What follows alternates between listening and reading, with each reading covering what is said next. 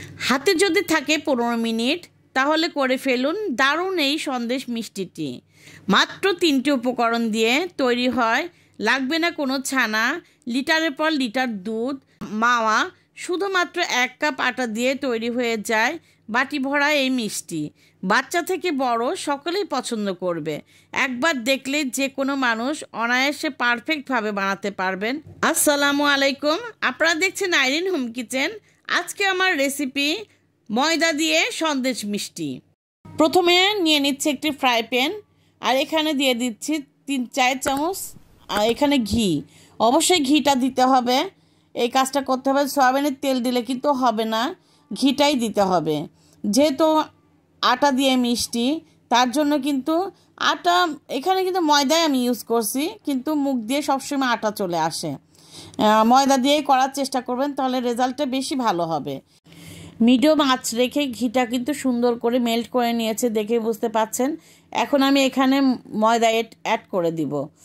1 cup ময়দা নিয়ে নিয়েছি সমান করে, দেখে বুঝতে পারলেন। এই ময়দাটা আমি সুন্দর করে মিডিয়াম আঁচে ভেজে নিব। এমনভাবে ভাজতে হবে, এটা কিন্তু কালারটা চেঞ্জ করা যাবে না, কিন্তু ফ্লেভারটা সুন্দর আসবে সেদিকে লক্ষ্য রাখতে হবে। হাই হিটে ভাজলে কিন্তু এটা ময়দাটা পুড়ে যাবে, এদিকে লক্ষ্য রাখতে হবে। একদম মিডিয়াম আছে, একটু সময় ধরে এই কাজটা করতে হবে। যেহেতু সুন্দর একটা খাবার যদি তৈরি করতে হয় তো একটু সময় লাগতেও পারে। দেখুন এভাবে করে ডলে ডলে আমি সুন্দর করে মিক্সড করে নিচ্ছি। আর ঘির পরিমাণটা কিন্তু আমি 3-4 চামচ উঁচু উঁচু করে দিয়েছি, এটাতেই কিন্তু হয়ে যাবে। তারপরেও যদি একটু আপনাদের শুকনো ভাব লাগে তো অল্প একটু ঘি অ্যাড করতে পারেন, কিন্তু আমার 3 চামচেই কিন্তু খুব সুন্দরভাবে ঘিটা হয়ে গেছে। দেখুন এভাবে করেই কিন্তু সময় ধরে ভেজে নিতে হবে, নেড়ে চেড়ে। আমি একটু সময় ধরে দেখাচ্ছি কেন, তাহলে কারোর যেন ভুল না হয়। আর এই মিষ্টিটা অবশ্যই ঘরে সবাই মিলে করে খাবেন। খাওয়ার পর বুঝতে পারবেন হ্যাঁ আসলে মিষ্টিটা অসাধারণ। আর দেখেই বুঝতে পারছেন কথার ফাঁকে কিন্তু আমার এই ময়দাটা আটাটা ভাজা হয়ে গেছে, আর ঘিটা কিন্তু সুন্দরভাবে মেল্ট হয়ে গেছে সব কিছুর সাথে। দেখুন আমার কিন্তু এই ময়দাটা সুন্দরভাবে ভাজা হয়ে গেছে, খুব সুন্দর একটা স্মেল বের হয়েছে। এই পর্যায়ে আমি চুলাটা বন্ধ করে দিয়েছি এবং বন্ধ চুলার উপর রেখে কিন্তু আমি ময়দাটা ঠান্ডা করে নেব। কিছুক্ষণ ঠান্ডা করে নিতে হবে, কারণ গরম ময়দার মধ্যে যদি আপনারা গুঁড়া দুধটা অ্যাড করেন তাহলে কিন্তু দুধটা দলা পেকে যাবে, সেদিকে লক্ষ্য রাখতে হবে। আর ফ্রাই প্যান কিন্তু যথেষ্ট গরম থাকে, এই কারণে কিন্তু ময়দাটা পুড়ে যেতে পারে, এদিকেও লক্ষ্য রাখতে হবে। চুলাটা বন্ধ করে কিছুক্ষণ নাড়াচাড়া করতে হবে। আর দেখুন আমি হাত দিয়ে দেখে নিলাম যথেষ্ট ঠান্ডা হয়ে গেছে, একদম ঠান্ডাও না, হাত দিয়ে বোঝা যাবে গরম গরম অবস্থায়। এখন আমি 1/2 কাপ গুঁড়া দুধ দিয়ে দিলাম। 1 কাপ আটা আর 1/2 কাপ গুঁড়া দুধ, তাতেই কিন্তু খুব সুন্দর এই মিষ্টিটা তৈরি হয়ে যাবে। এই কাজটা করতে হবে, কেননা গুঁড়া দুধ এই 1/2 কাপ দিলে আপনার টেস্টটা বহুগুণ বেড়ে যাবে। আর দেখুন এভাবে করে গুঁড়া দুধ এবং ময়দাটা আমি সুন্দরভাবে নেড়ে চেড়ে মাখিয়ে নিচ্ছি, এই কাজটা করতে হবে। দেখুন এভাবে করে ঝুরঝুরা করে নিচ্ছি, আর কালারটা খুব সুন্দর আসছে। আর এই পর্যায়ে কিন্তু ফ্লেভারটা আরও বহুগুণ বেড়ে গেছে।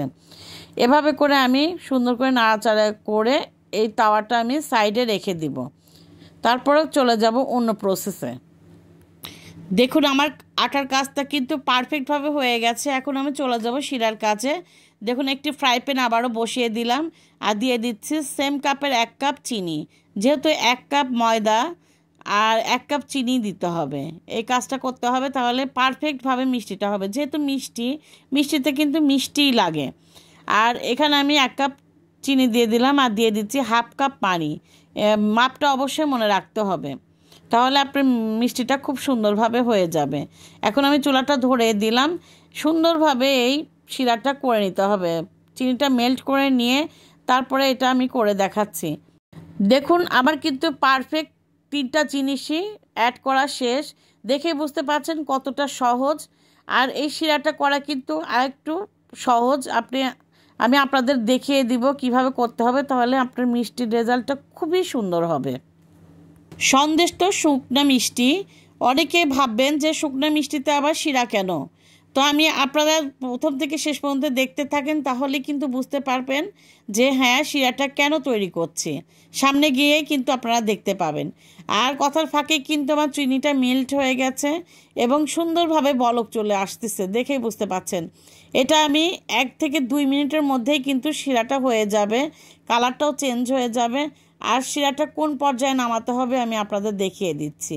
দেখুন একতার হতে হবে, ঠিক 2 আঙ্গুলের মাঝে নিয়ে শুধু একটু চিপ মারবেন আর দেখবেন যে হ্যাঁ একটা সুন্দর সুতার মতো তার হচ্ছে, সেই পর্যন্তই কিন্তু। আর এর চেয়ে বেশি ভারী বা পাতলা করা যাবে না, একদম পারফেক্টভাবে করে নেবেন। দেখুন যেহেতু অল্প পানি দেওয়া আছে, অল্প জালেতেই কিন্তু শিরাটা হয়ে যাবে। আর শিরার কালারটা দেখে বুঝতে পাচ্ছেন অনেকটাই কিন্তু কালার চেঞ্জ হয়ে গেছে। এই পর্যায়ে আমার শিরাটা হয়ে গেছে, আমি আপনাদের দেখিয়ে দিচ্ছি কাজ। শিরাটা আমি দেখিয়ে দিলাম আর এই পর্যায়ে আমি চুলাটা বন্ধ করে দিব। এখন আমি দেখুন এখানে বন্ধ করার পর ছোটো এলাচের গুঁড়া দিয়ে দিলাম। আপনারা চাইলে ভ্যানিলা এসেন্স বা গোলাপ জলও অ্যাড করতে পারেন, যে যেই ফ্লেভারে খেতে চান। অবশ্যই এই কাজটা করতে হবে, তাহলে কিন্তু মিষ্টির সেন্টটা খুব সুন্দর হবে। আর ছোটো এলাচের গুঁড়াটা দিলেই বেশি ভালো লাগে, এই কারণে আমি ছোটো এলাচের গুঁড়াটাই দিলাম, কারণ সন্দেশের মধ্যে কিন্তু ছোটো এলাচের গুঁড়াটা খুব সুন্দর লাগে। আর দেখুন আমি কিন্তু চুলাটা বন্ধ করেই এই শিরাটা দিয়ে দিলাম। গরম গরম শিরা সেই করে রাখা দুধের গুঁড়া এবং আটার গুঁড়ার মধ্যে ঢেলে দিলাম। এই কাজটা করতে হবে। আর চুলাটা কিন্তু বন্ধ, আপনারা চাইলে টেবিলে বা মেঝেতেও করে নিতে পারেন। যেহেতু আমি ভিডিও করছি এই কারণে আমি বন্ধ চুলার উপর রেখেই করছি, কিন্তু আপনারা মেঝেতে করে নিলে আরও বেশি সুবিধা হবে। দেখুন আর কোনো জাল লাগবে না, এভাবে করে নাড়াচাড়া করতে করতে এটা সুন্দরভাবে ফ্রাই প্যান ছেড়ে যাবে। আপনাদের চোখের সামনেই আমি দেখিয়ে দেব, আর কোনো ভয়ের কারণ নাই। এত লিকুইড দেখা যাচ্ছে, কিন্তু এটা কিন্তু আস্তে আস্তে সুন্দর শক্ত হয়ে যাবে। আর দেখুন আপনারা দেখে বুঝতে পাচ্ছেন কেমন রেজাল্টটা হচ্ছে। আরও যখন ঠান্ডা হবে আরও শক্ত হবে কিন্তু। আর আমি ভিডিও করছি এই কারণে কিন্তু আমি লিকুইড যে কোনো রং মানে ফুড কালার অ্যাড করছি, আপনারা চাইলে সাদাই রাখতে পারেন, কোনো সমস্যা নেই। আর দেখুন আর এই কাজটা অবশ্য করতে হবে অন্য একটা বাসনের মধ্যে হাফ তুলে নিয়েছি, যেহেতু আমি ফুড কালার অ্যাড করছি শুধু এই কারণে তুলে নিতে হবে। আপনারা চাইলে ফ্রাই প্যানের উপরে তুললে বেশি ভালো হবে, বা যে কোনো স্টিল বা চীনামাটির পাত্রে একটু ঘি লাগিয়ে উঠাবেন, তাহলে কিন্তু উঠানোর সুবিধা হবে। আর ফ্যানের নিচে দিয়ে ঠান্ডা করবেন না, এমনি নাড়াচাড়া করে ঠান্ডা করতে হবে, একটু সময় লাগবে কিন্তু ফ্যানের নিচে দিলে কিন্তু উপরে পাপড়ি জমে যাবে। এই জন্য চেষ্টা করবেন এমনিতেই নাড়াচাড়া করে এটা ঠান্ডা করে নিতে। যত ঠান্ডা হবে হাত দিয়ে ততটা ধরতে পারবেন। আমার এখানে মাগরিবের নামাজের সময় হয়ে গেছিল বলে আমি একটু নরম অবস্থাতেই এটা দিয়ে দিয়েছি, ভয়ের কোনো কারণ নাই। ঘি হাতে লাগিয়ে যখন শুকনো হবে তখন ঘিও লাগবে না, কিন্তু আমি একটা মোল্ড নিয়ে নিলাম। দেখুন এখানে ঘি অ্যাড করে দিয়ে দিচ্ছি, তাহলে সুন্দরভাবে উঠে আসবে। যে কোনো লেখালেখি কাগজের উপরও দিতে পারেন বা বাটার পেপারের উপরও দিতে পারেন, কোনো সমস্যা নেই। দেখুন আমার সময়ের অভাবে আমি কিন্তু একটু লিকুইডটাই দিয়ে দিচ্ছি, আপনারা আরও ঠান্ডা করে তারপরে দিবেন, তাহলে কিন্তু হাতে লেগে যাবে না। আর এভাবে করে মোল্ডের মধ্যে দিয়ে দিলাম। আপনারা চাইলে বাটি বা সসপ্যান বা প্লেট যেটাতেই হোক জমাট বাঁধাতে পারেন, কোনো সমস্যা নেই। আমি এই মোল্ডের মধ্যে নিয়ে নিলাম। আর দেখুন রং যেটা ফুড কালার অ্যাড করেছি সেটাও দেখুন কত সুন্দরভাবে, এটা কিন্তু যেহেতু এটা বেশি নাড়াচাড়া পড়েছে এটা সুন্দরভাবে কিন্তু সেট হয়ে গেছে, এটা হাতেও লাগছে না। দেখুন এভাবে করে গরম অবস্থাতেই, হালকা গরম আছে এই অবস্থাতেই সুন্দর করে দুইটা শেপে আমি করে নিচ্ছি, এই কারণে 2 কালার করে দিয়ে দিলাম। দেখতে কিন্তু অসাধারণ লাগবে, কারণ প্রথমে আপনারা দেখছেন যে কেমন সুন্দর হয়েছে। আর এভাবে করে সমান করে দিতে হবে, তাহলে মিষ্টিটা দেখতে সুন্দর লাগবে। এভাবে করে কিন্তু আমি আধা ঘন্টার জন্য টেবিলেই সেরে রেখে দিব, তাতে কিন্তু খুব সুন্দরভাবে সেট হয়ে যাবে। আর এই মিষ্টিটা আপনারা অনায়াসে এমনিতে 10 থেকে 12 দিন ধরেও খেতে পারেন, নর্মাল ফ্রিজে রেখে তো মাস ধরেও খেতে পারেন, কোনো সমস্যা নেই। দেখুন আমি কিন্তু এভাবে করে রেখে নামাজে চলে গেলাম, নামাজের পর এসে আপনাদের দেখাবো। দেখুন সুন্দরভাবে সেট হয়ে গেছে, একদম শুকনো হয়ে গেছে। আমি একটা নাইফের সাহায্যে সাইডে একটু ছাড়িয়ে নিচ্ছি, তাতেই কিন্তু সুন্দরভাবে এটা বের হয়ে আসবে। আমি দেখিয়ে দিচ্ছি। এটা একটা প্লেটের উপর 2 থেকে 3 বার ট্যাপ করলেই কিন্তু বের হয়ে যাবে। এভাবে করে ট্যাপ করলে কিন্তু সুন্দর সহজেই বের হয়ে যাবে। দেখুন বের হয়ে গেছে। আমি এখন সেই কাগজটা উঠিয়ে নিলাম, আর কত সুন্দরভাবে সেট হয়েছে দেখে বুঝতে পাচ্ছেন। এখন আমি এটা সুন্দর সাইজ মতো কেটে নিব। আপনারা চাইলে এটা স্কেল দিয়েও মেপেও কেটে নিতে পারেন, বা এমনিতেও কেটে নিতে পারেন, যে যেমন ইচ্ছা ডিজাইন করে কেটে নিতে পারেন। দেখতে যেমন লোভনীয়, খেতে দুর্দান্ত স্বাদ।